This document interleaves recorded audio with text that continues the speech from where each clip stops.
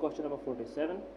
So here they are asking about a 52 years old man who comes to the office due to decreased libido and inability to achieve and maintain the erection for the past several months. He has also had fatigue, anorexia and 5 kg weight loss over the same duration. The patient is married and has one child. He drinks alcohol and does not use tobacco or illicit drugs. The blood pressure is 110 by 70 millimeters of mercury. Pulse is 82 per minute. Physical examination shows bilateral gynecomastia and firm and small testes. The lab studies shows normal TSH with decreased level of total triiodothyronine, that is T3, and thyroxine, that is T4. Which of the following is the most likely diagnosis? The options are adrenal insufficiency, chronic liver disease, exogenous thyroxine intake, Hashimoto thyroiditis, penile vascular occlusion, or testosterone insensitivity. The answer to this question is option B, that is chronic liver disease.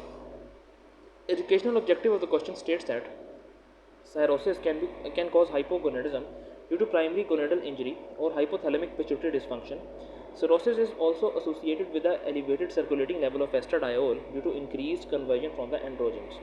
Now here you can see that these are salient features of cirrhosis. We'll start from the left side and then we'll go to the right side. Signs of liver cirrhosis. Firstly, we'll have jaundice. Then portal hypertension, which is manifested as esophageal varices, splenomegaly, ascites, caput medusae, and anorectal varices. Then we have hepatic synthetic dysfunction, which include ecchymosis because of clotting factor defect, specifically factor 7, and edema, which is because of albumin deficiency. Coming to this side, then we have symptoms associated with the hyperestrogenism, which means estrogen excess. There will be spider angiomata. Then there will be gynecomastia, loss of sexual hair, testicular atrophy, and palmar erythema.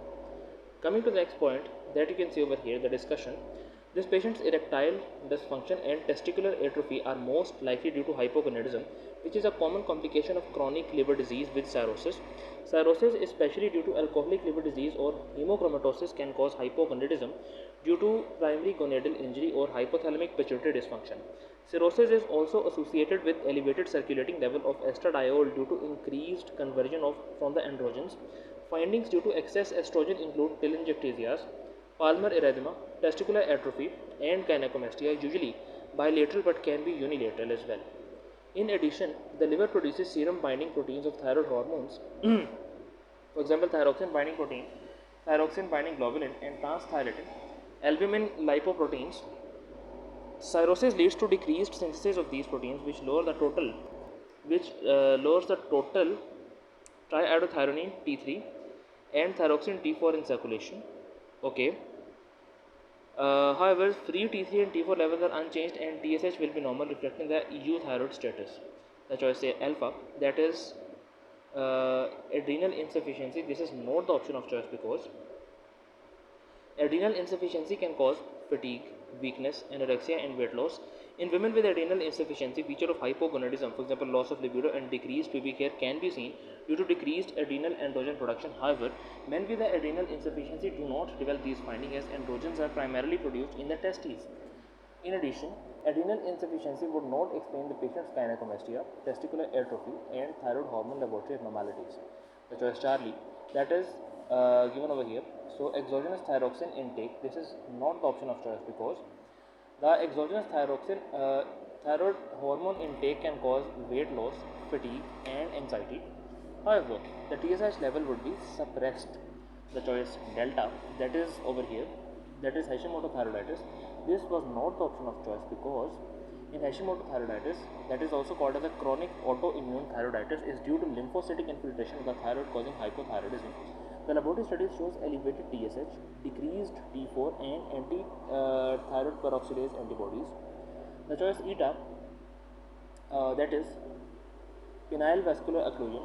This was not the option of choice because arterial insufficiency is the common cause of erectile dysfunction. However, this would not cause gynecomastia or testicular atrophy, and most patients would have other signs of arterial disease. The choice F, that is over here, testicular testosterone insensitivity. This is not the option of choice because androgen insensitivity is caused by mutation in the androgen receptor and would cause primary infertility. For example, primary amenorrhea is a genetically male but phenotypically female individual. So primary amenorrhea is a genetically male but phenotypically female individual, complete androgen insensitivity syndrome. It is unlikely in this patient with a recent onset sexual dysfunction. The next question is question number 48. They are asking about a 21 years old college student comes to the office due to swelling in her feet and ankles. The patient noticed the swelling a few days ago when her shoes would not fit. She says, I have become so fat and have such low energy since coming to the college, even though I run every day and eat only healthy foods, but I am also worried about my grades because my concentration is so poor. The patient has a medical history of chondromalacia patella,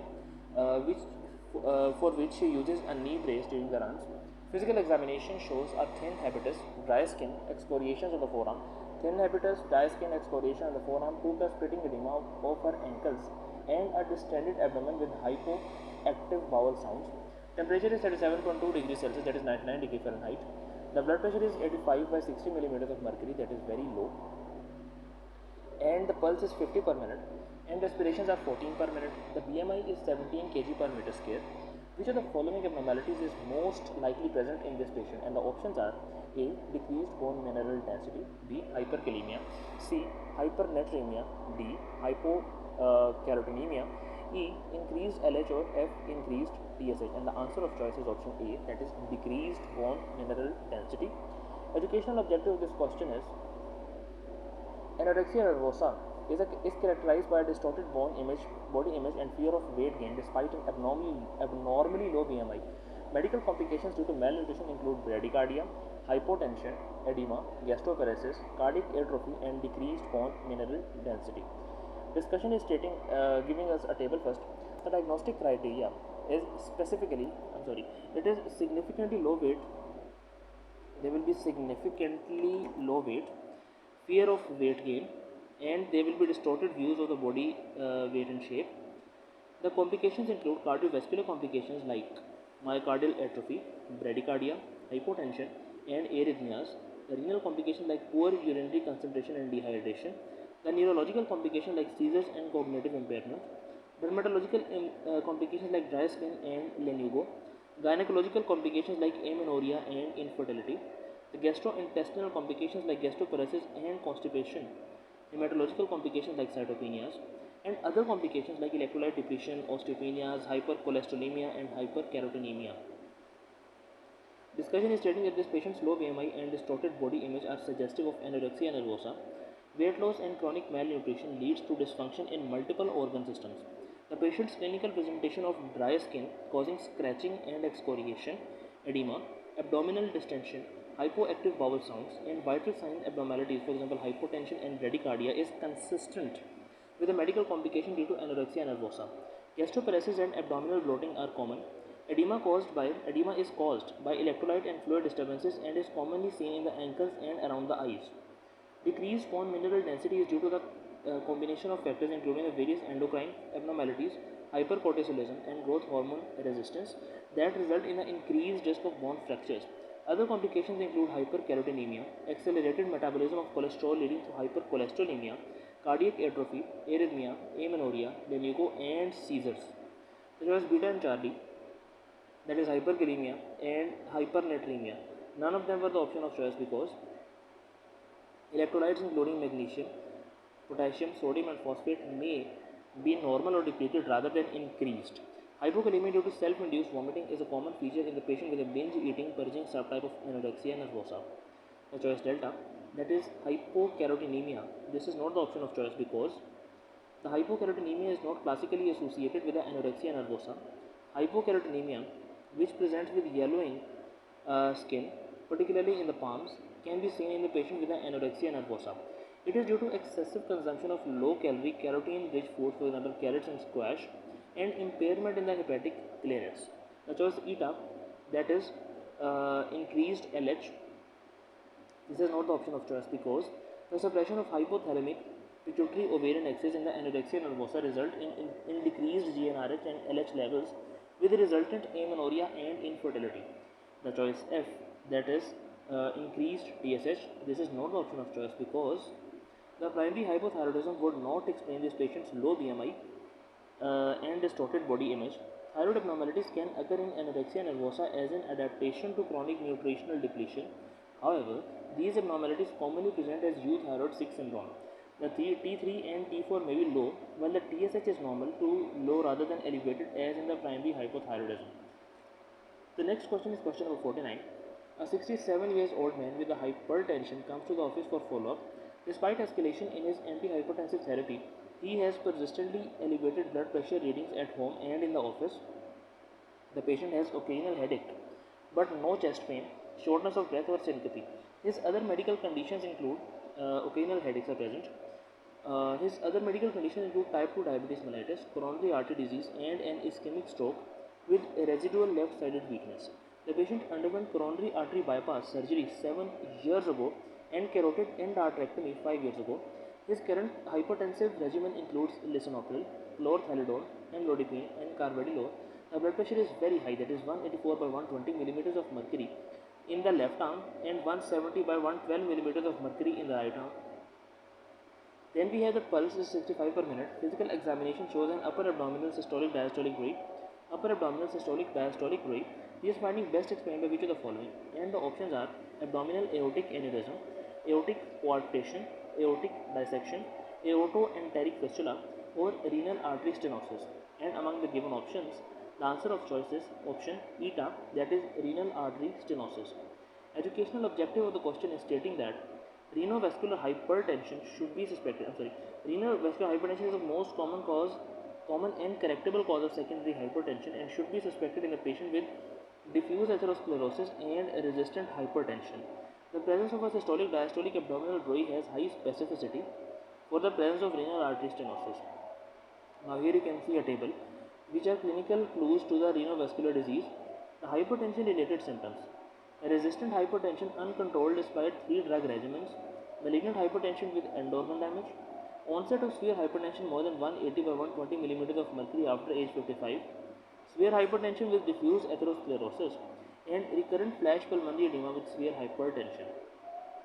The next is physical examinations. There will be asymmetrical renal size more than 1.5 cm of asymmetry will be present, and abdominal bruise will also be heard.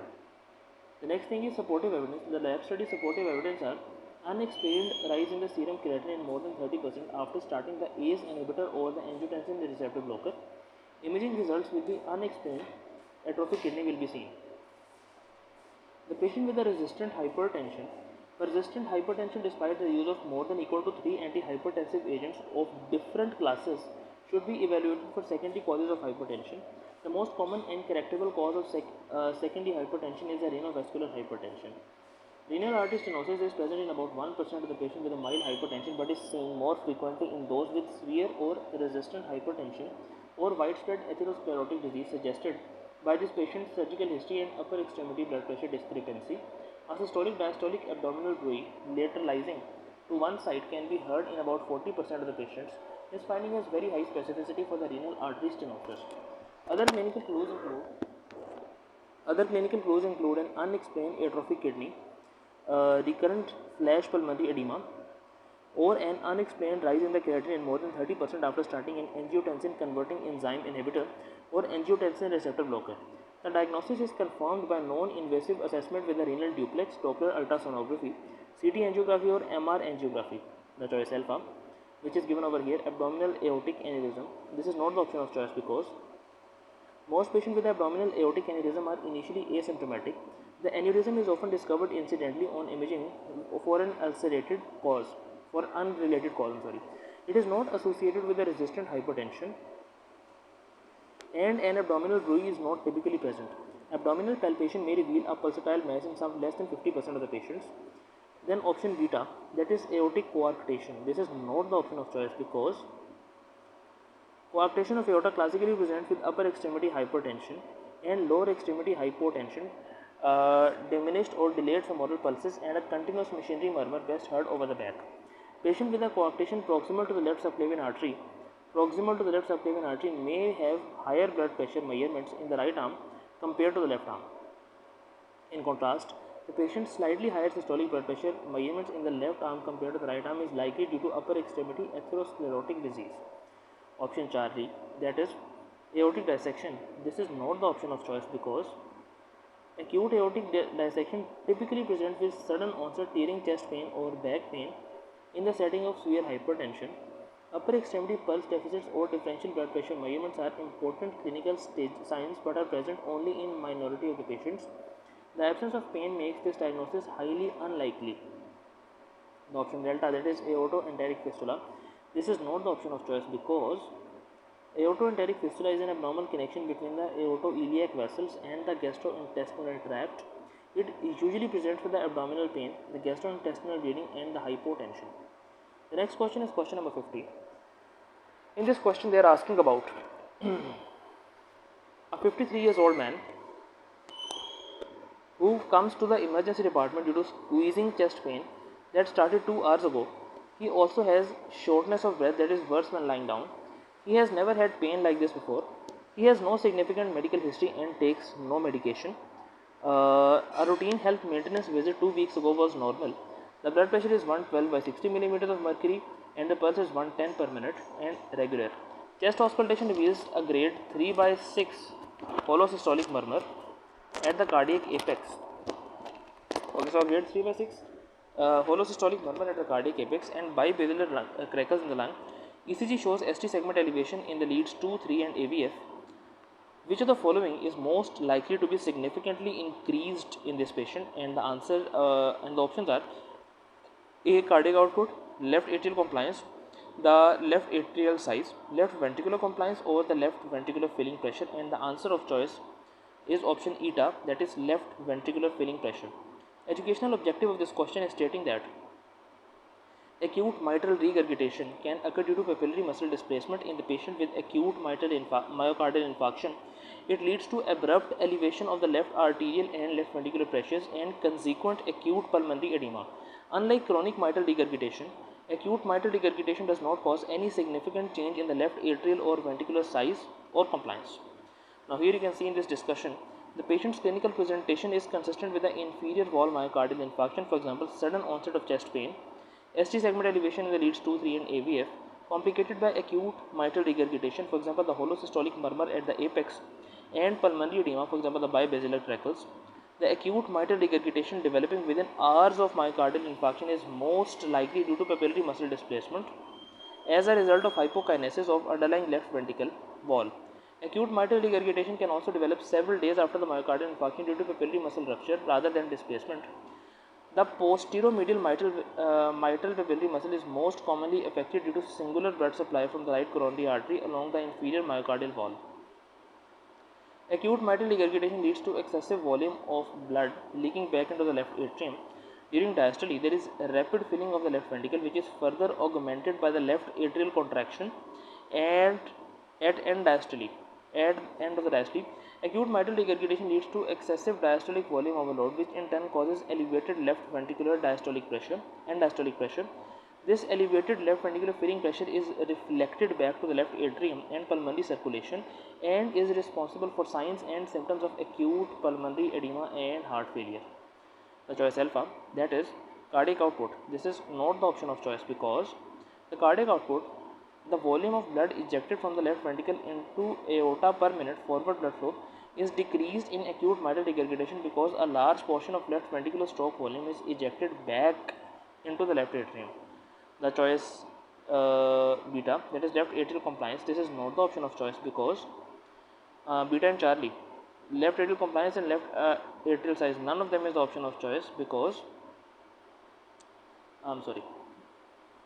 because left atrial size and compliance are increased in the patient with chronic mitral regurgitation as the left atrium dilates gradually over time to accommodate excessive left atrial volume and pressure.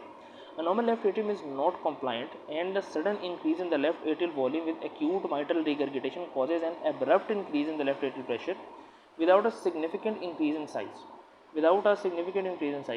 As the atrium has not yet dilated to accommodate the regurgitant volume, leading to acute pulmonary edema. The choice delta, that is left ventricular compliance. This is not the option of choice because left ventricular compliance is increased in the patient with chronic left ventricular volume overload, chronic mitral regurgitation or aortic regurgitation, but does not change abruptly in the patient with acute mitral regurgitation. Patient with acute myocardial infarction can have decreased left ventricular compliance due to stiffening of the ischemic myocardium. The next question is question number 51. Here they are asking about a 38 years old woman. Pardon me. They are asking about a 38 years old woman who comes to the emergency department with 7 days of fatigue and headache that has worsened in intensity today. She also reports an episode of vomiting. The patient is accompanied by her roommate, who has noted no confusion or personality changes. On physical examination, she is awake, alert, and conversant. Her temperature is high, 38.3 degrees Celsius, that is 101 degree Fahrenheit, and pulse is 84 per minute. Her neck is supple. Oropharynx examination shows thrush. Lung and cardiovascular examination is normal. The neurological examination shows no focal deficits. Ophthalmological examination shows bilateral papilledema is present. Bilateral papilledema is present. On MRI of the brain is normal. A rapid test is positive. HIV test is positive. Which of the following is most likely to establish the diagnosis? And the options are: A. Cryptococcal antigen testing for the cerebrospinal fluid, cytomegalovirus immunoglobulin IgG, herpes simplex virus 1 polymerase chain reaction of the cerebrospinal fluid, JC virus PCR for the cerebrospinal fluid, and serum toxoplasma gondii antibody. And the answer of this question is option A, that is cryptococcal antigen testing of the cerebrospinal fluid. Educational objective of this question is stating that patient with a HIV who have subacute onset of low-grade fever, headache, and signs of increased intracranial pressure should be evaluated for the cryptococcal meningitis. Diagnosis is established by detection of the cryptococcal antigen or isolation of the organism in the cerebrospinal fluid. Now here you can see that there is a table which is stating the cryptococcal meningitis. The presentation is headache, fever, and malaise. Headache, fever, and malaise develops over 2 weeks, that is subacute, and can be more acute and severe in HIV. Diagnosis is cerebrospinal fluid. High opening pressure, low glucose and high protein will be there. White blood cells less than 50 per microliter with a mononuclear predominance will be seen. Transparent capsule with the India ink stain. Cryptococcal antigen testing will be positive, and culture will be positive on the Sabouraud's agar. Treatment is initially done with the amphotericin B with the flucytosine, and maintenance treatment is done by the fluconazole. The discussion is stating that the patients present with a fever, headaches, and signs of elevated intracranial pressure, for example vomiting and papilledema. In immunocompromised patient with a HIV, this is most consistent with the cryptococcal meningitis, typically seen in the patient with CD4 count of less than 100 per millimeter cube. The Cryptococcus neoformans is an invasive fungus acquired by inhalation of spores that primarily causes pulmonary disease. Immunocompromised patients can develop central nervous system infection leading to the meningoencephalitis. The classic presentation is indolent, for example progressive over days to weeks, and neck stiffness and photophobia are absent in majority of the patients. The diagnosis is established through the cryptococcal antigen testing for the cerebrospinal fluid. CSF India ink stain on the culture on Sabouraud agar may also identify the organism. Other features include an elevated opening pressure, low glucose, high protein, and lymphocytic pleocytosis, although white cells may be reduced in HIV patient. Increased intracranial pressure developed due to the occlusion of the CSF by the organisms. Neuroimaging is performed to exclude the mass lesions, although Cryptococcus neoformans infection rarely causes mass lesion in the patients with HIV. If no such lesion is found, a lumbar puncture can be performed. It both provides diagnostic information and offers therapeutic value in the relief of elevated intracranial pressure. Some patients require serial lumbar punctures in addition to the antifungal therapy to control the intracranial pressure. Option beta, that is cytomegalovirus IgG. This is not the option of choice because the cytomegalovirus typically causes retinitis, for example floaters, blurry vision in patients with the HIV who have CD4 counts less than 50 per millimeter cube. Papilledema is usually not seen, and MRI may show periventricular enhancement. Option Charlie, that is herpes simplex virus 1 PCR of the cerebrospinal fluid. This is not the option of choice because herpes simplex virus type 1 infection can cause encephalitis both in immunocompetent and immunocompromised patients. Cognitive and personality changes as well as focal neurological deficits and or seizures are more common in HSV infection due to temporal lobe involvement seen on MRI. Absence of these features suggests cryptococcal meningoencephalitis as the more likely diagnosis in this patient. The option delta, that is JC virus PCR of the cerebrospinal fluid. This is not the option of choice because the JC virus causes progressive multifocal leukoencephalopathy (PML), An opportunistic infection seen in the patient with the HIV that can be detected on the polymerase chain reaction testing of the cerebrospinal fluid. Neuroimaging usually shows patchy areas of white matter consistent with demyelination. The choice eta, that is serum toxoplasma antibody test for the prior exposure of Toxoplasma gondii. Reactivation of Toxoplasma gondii in the patient with the AIDS most commonly present with a ring enhancing mass lesion seen on the neuroimaging. We'll keep this session till here and we'll continue with the question number 52 on the next session. Until then, Allah Hafiz, fi amanillah and take care.